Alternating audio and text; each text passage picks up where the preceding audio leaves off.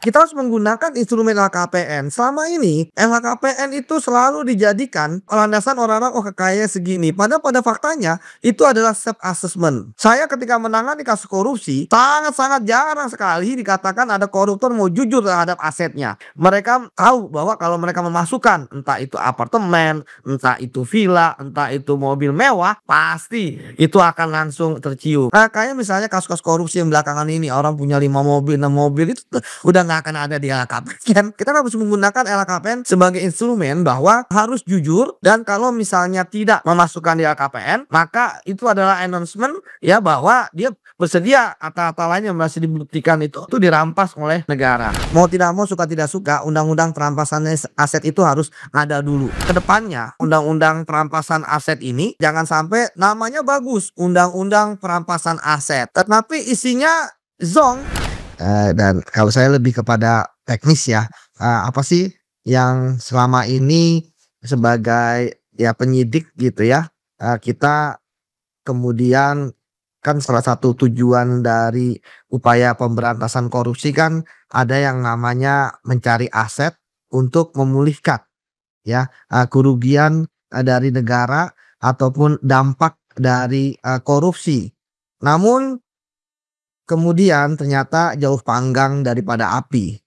Masyarakat ingin koruptor miskin, tetapi pada kenyataannya koruptor sungguh-sungguh tidak pernah miskin.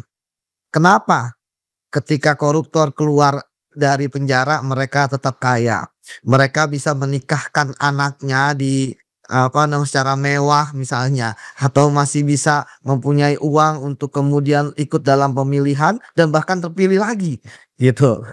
Artinya ketika terjun ke politik mereka masih tetap punya uang, punya modal. Bahkan dengan mudahnya mereka mampu untuk membayar misalnya denda pengganti 100 miliar, 200 miliar itu.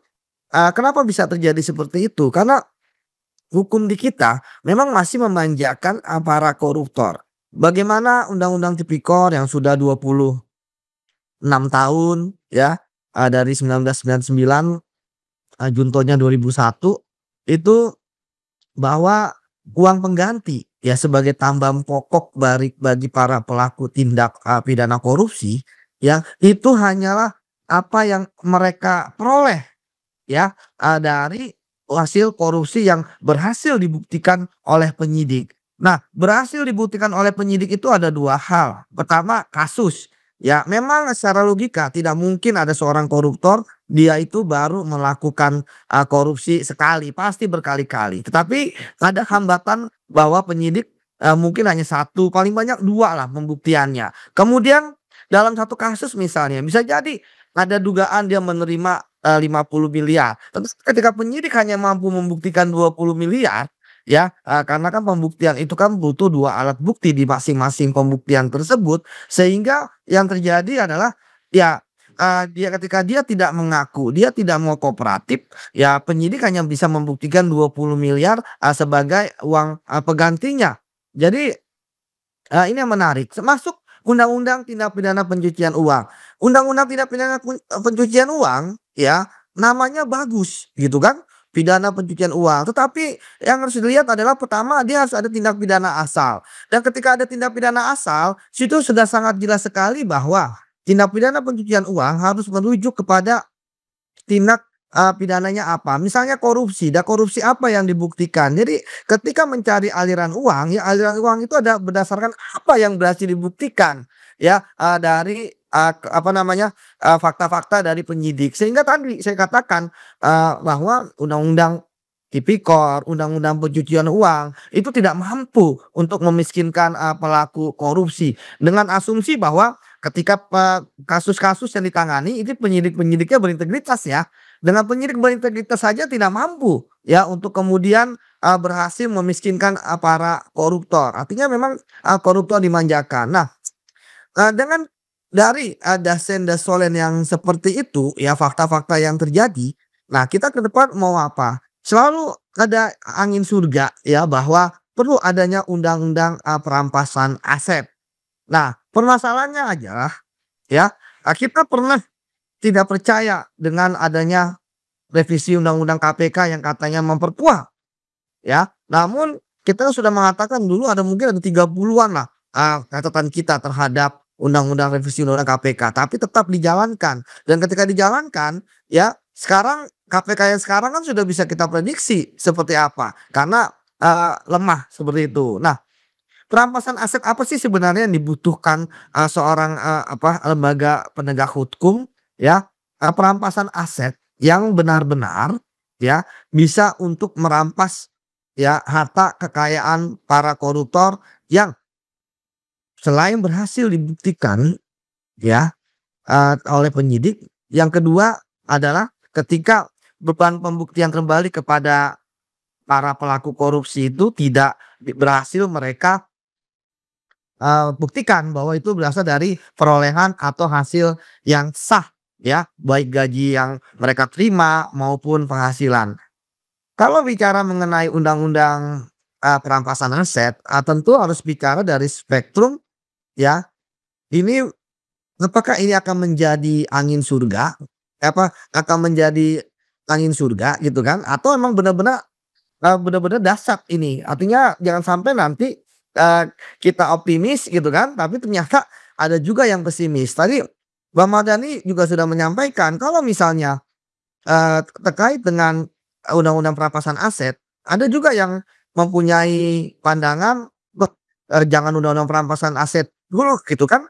Bagaimana kalau misalnya digunakan oleh para penegak hukum yang korup gitu ya. Jadi jangan-jangan nanti bukannya undang-undang perampasan aset, malah undang-undang untuk memeras gitu, undang-undang pemerasan aset koruptor gitu kan oleh para penegak hukum. Jadi itu simalakama memang ya, tetapi bagi saya, ya selemah-lemahnya nanti undang-undang perampasan aset tidak ideal misalnya, kalau saya idealnya undang-undang perampasan aset itu basisnya itu adalah, jangan kasus dulu. Kalau kasus itu sudah ada, tadi saya katakan sudah ada instrumennya di undang-undang KPK, undang-undang Tipikor, undang-undang TPPU. Tetapi kalau terkait dengan yang lain, nah itu baru yang bisa dimasukkan. Misalnya terkait dengan LHKPN. Kita harus menggunakan instrumen LHKPN. Selama ini ya, LHKPN itu selalu dijadikan ya, landasan orang-orang, "Oh kekayaan segini." Padahal pada faktanya itu adalah self assessment ya. Saya ketika menangani kasus korupsi, ya sangat-sangat jarang sekali dikatakan ada koruptor mau jujur terhadap asetnya. Jadi ketika aset itu yang dimasukkan ke dalam LHKPN, itu adalah aset yang bersih. Jadi ketika kita menangani suatu kasus korupsi yang terkait dengan seorang penyelenggara negara ya, ketika kemudian kita menemukan aset-aset yang berasal dari uang korupsi, itu tidak pernah ada di dalam LHKPN. Jadi mereka tahu bahwa kalau mereka memasukkan entah itu apartemen, entah itu villa, entah itu mobil mewah, ya pasti itu akan langsung tercium. Jadi, kayak misalnya kasus-kasus korupsi yang belakangan ini orang punya 5 mobil, 6 mobil itu tuh udah nggak akan ada di LHKPN seperti itu. Nah, kita harus menggunakan LHKPN sebagai instrumen bahwa harus jujur dan kalau misalnya tidak memasukkan di LKPN, maka itu adalah announcement ya bahwa dia bersedia harta-harta lain yang masih dibuktikan itu dirampas oleh, negara. Kemudian juga terkait dengan, bagaimana, ke depannya ya undang-undang perampasan aset ini, ya jangan sampai tadi saya katakan, namanya bagus undang-undang perampasan aset, tetapi isinya zonk ya, hanya ada hanya judulnya yang bagus, tetapi isinya adalah kompilasi dari seluruh undang-undang ya, seluruh aturan terkait dengan perampasan aset yang pernah ada. Kalau begitu menurut saya, ya itu tentu akan menjadi hal yang, tidak ada gunanya gitu, hanya kemudian untuk menjadi upaya meredam ya, aspirasi bisa, dari bahwa masyarakat ingin ada undang-undang perampasan aset, oh ini adalah undang-undang perampasan aset. Tetapi isinya, ya tadi saya katakan, ya tidak mencerminkan bagaimana memiskinkan para koruptor. Karena perampasan aset itu kan tujuannya adalah memiskinkan para koruptor, ya, bukan kemudian hanya untuk mengkopulir semua undang-undang yang sudah ada terkait dengan perampasan aset. Nah nah ke depannya, ya saya pikir DPR ya sebenarnya kan sudah ada tuh Supres di tahun 2023 ya, itu saja yang kemudian dijadikan, cara untuk, menggolkan undang-undang ini ya, walaupun saya melihat ya bahwa sepertinya ini ada sebuah ya, gerakan yang tidak pernah ada sebelumnya terkait dengan undang-undang perampasan aset. Dulu itu kan undang-undang perampasan aset itu hanya ada 2 kubu, ya, kubu yang meminta ada undang-undang perampasan aset dan kemudian ada kubu yang, menolak gitu kan, dengan cara membiarkan. Sekarang ada kubu yang kemudian mengatakan bahwa jangan dulu undang-undang perampasan aset gitu kan, itu akan sangat berbahaya. Nah ini kan tadi saya katakan ini akhirnya jadi telur dulu atau ayam dulu. Sementara upaya untuk memperbaiki penegak hukum juga, sepertinya tidak ada, yang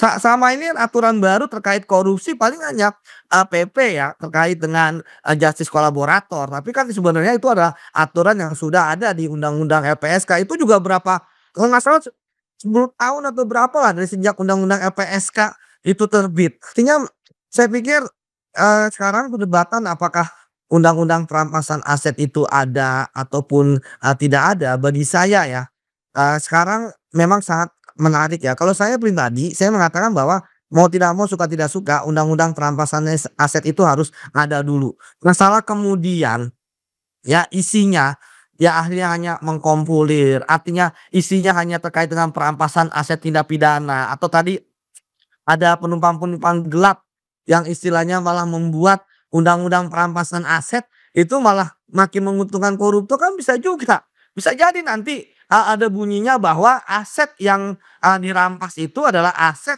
yang ada misalnya, terus dibuktikan, perbuatannya dan lain sebagainya. Itu kan saya pikir ya nggak usah lah, nggak capek-capek untuk membuatnya. Nah kembali lagi tadi saya katakan semangat untuk, memiskinkan koruptor itu sangat penting ya, tapi juga tentu ya, teman-teman yang concern dalam HAM juga berbicara bahwa jangan sampai ya ini juga menjadi, pisau bermata dua ya. Satu sisi ketika isinya bagus ya, tapi kemudian ternyata lembaga-lembaga yang menangani itu kan dikooptasi, oleh kepentingan-kepentingan. Tadi saya katakan bisa jadi adalah kepentingan pribadi ya untuk kemudian memperkaya para penegak hukum, dengan memeras ya para pelaku korupsi atau yang kedua, ya hanya dijadikan, bargaining ya, misalnya, saat ini kan kita tahu bahwa intelijen-intelijen kan sudah paham sebenarnya pergerakan-pergerakan para, koruptor itu kemana asetnya kemana dan lain sebagainya.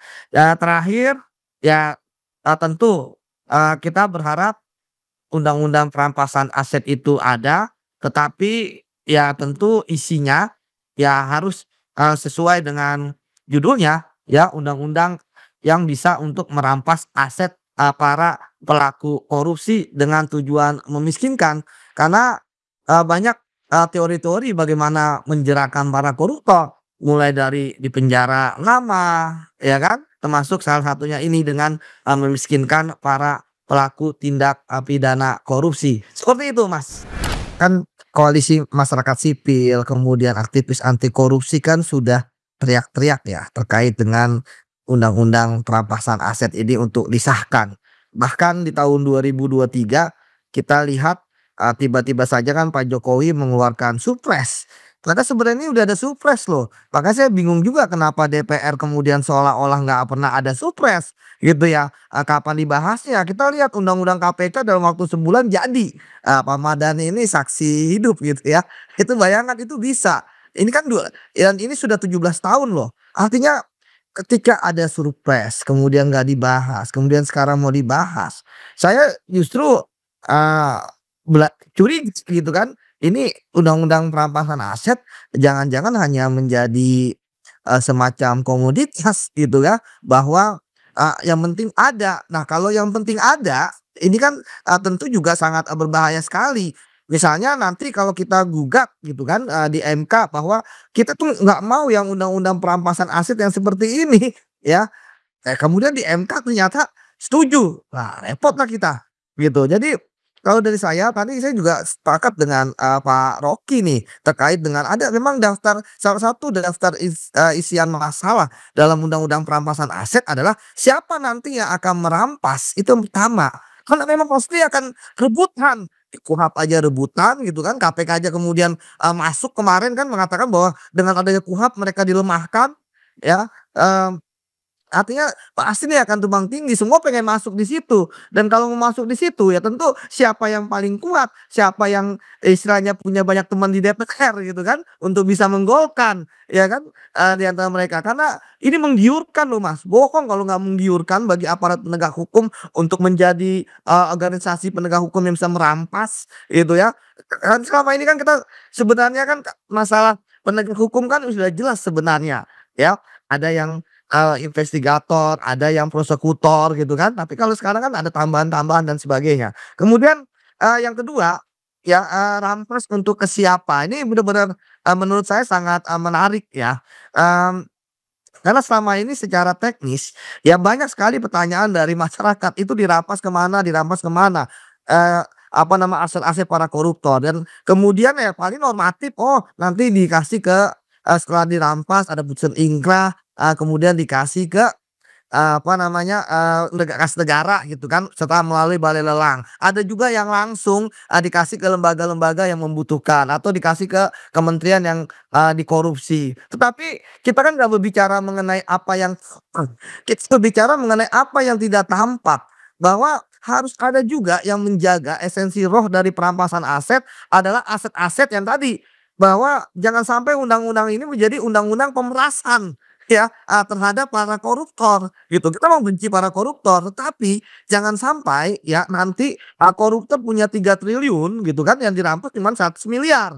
Nah, tapi seolah-olah, itu semua udah ada hartanya, ini kan sangat menarik. Nah, kembali lagi ya kita berharap ya, DPR, kali ini ya, itu jangan main-main lagi seperti sebelumnya. Saya pikir kekecewaan terhadap revisi undang-undang KPK, undang-undang Minerba, Omnibus Law, itu saya pikir ini masih berbekas lah, terhadap, masyarakat. Jadi kalau bagi kita, undang-undang perampasan aset itu adalah merampas ya, aset terkait dengan hak dari penghasilan yang tidak wajar, ya, kedua tidak berani untuk melaporkan di LHKPN, ya. Kemudian yang ketiga, ya terkait dengan laporan-laporan dari PPATK dan sebagainya. Kalau, undang-undang perampasan aset ini hanya terkait dengan tindak pidana, saya pikir nggak usah lah. Udah yang tadi saya katakan sebelumnya kan ini sudah ada ya, dalam undang-undang yang lain. Namun undang-undang yang lain, ya itu tadi katakan bahwa mereka hanya mampu untuk merampas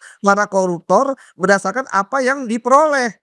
Contohnya misalnya kasus iktp, ya kayak Pak Setia Novanto, dia kan tidak mengganti, terkait dengan 2,3 triliun kerugian keuangan negara. Dia hanya mengganti apa yang diperoleh, oleh dia, hanya sekitar 43 miliar lah, itu yang pertama. Kemudian yang kedua, misalnya dalam kasus Senturi, ya bagaimana ternyata ya dari 6,7 triliun kerugian negara, ya tidak ada, eee, hasil yang diperoleh dari tindak pidana kejahatan tersebut, ya nggak mengganti gitu. Jadi saya pikir, kalau misalnya ini benar untuk menjadi solusi, ya, itu sangat bagus. Tetapi kalau menjadi tambah masalah, ya malah terjadi perang antara penegak hukum mau duluan, mengejar, para koruptor yang tertangkap, apalagi kemudian, ada kepentingan ya bahwa apalagi menjelang pemilu ya akan dikejar ini ya para pelaku korupsi. Saya pikir PPATK sebenarnya sudah, punya banyak lah transaksi yang mencurigakan. Kemudian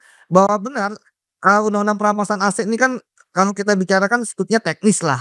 Ya kan ini kan sebenarnya pembicaraan antara, para penyidik, penegak hukum, penuntut dan sebagainya. Karena memang masih banyak lagi yang harus, dilakukan ya terkait dengan ini. Apakah harus punya kelonggaran undang-undang, misalnya ada undang-undang pemberantasan uang tunai ya atau kemudian memperkuat kembali KPK ya atau kemudian menjadikan ya satu lembaga terkait dengan pemberantasan korupsi hanya satu misalnya di KPK saja, seperti itu. Tapi ya itulah perdebatan, berikutnya. Tapi bagi saya bahwa kalau undang-undang ini tidak mampu untuk merampas aset para pejabat negara yang berasal dari hal yang, tidak wajar, yang kemudian tidak bisa dijelaskan, maka ini adalah sami wawan kudu wae gitu kan, jadi nggak usah ada kalau memang seperti itu, hanya untuk meredam, demo misalnya, hanya untuk supaya masyarakat tenang, tapi kemudian ya esensinya nggak ada dalam pemberantasan korupsi, begitu Mas.